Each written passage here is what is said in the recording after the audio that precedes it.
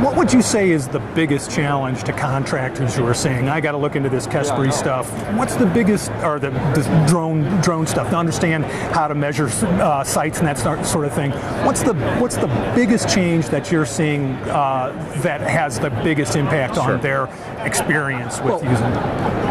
One thing I'd say is, like, all drones aren't built the same, right? So a lot of people are taking consumer-grade drones and trying to solve for these similar challenges.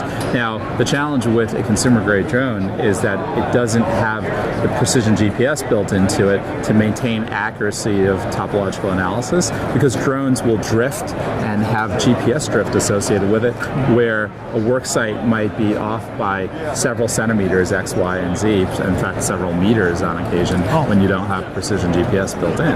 And so once you now realize that you need a certain grade of industrial drone, like Kespri solution, there's other solutions similar to that, and you start to realize that this is the way that surveying can be done in a more consistent, reliable fashion, that takes time. People have to now understand that this is a new tool that will work alongside of all the tools that people have been very comfortable with for using for at least, 30, 40 years. Sure. And so we're right on, in my view, the first few innings of that ball game, right? Where people are now seeing that drones can actually work on work sites and deliver the level of accuracy that you actually need to make great decisions. In fact, when you see Fred Smith and the team there come up and talk to you, and Gino will actually give you some indicators of what his experience has been. He actually sees this as the future of how construction can be accomplished in an accurate, safe, reliable way that you just didn't even see was possible even 5-6 years ago.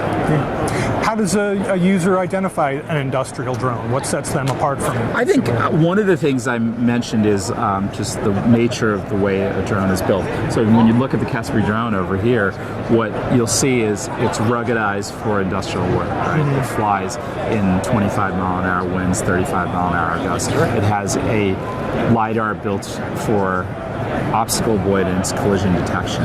It has the capabilities, as I mentioned, for us to get precision GPS, accurately creating topologies down to 3 centimeters of real space, X, Y, and Z. So when you sort of add these capabilities up, you start to realize that's more of an industrial grade solution than, say, for instance, the drone that your kid would fly, or you have as a Christmas present that literally is also a drone but doesn't have those key capabilities built into it. Right. And that accuracy of the GPS is really kind of the key, right? I don't think that there's a way to be able to fly on the modern work site today without precision accurate GPS built into your drone solution.